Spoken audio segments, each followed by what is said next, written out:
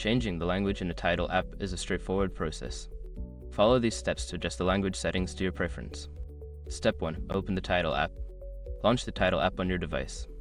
Make sure you are logged into your account to access the settings. Step 2. Access settings.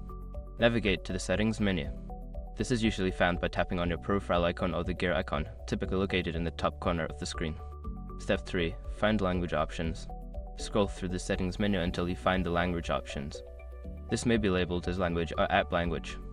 Step 4. Select your preferred language. Tap on the language option to view the available languages. Choose your preferred language from the list provided. Step 5. Save changes.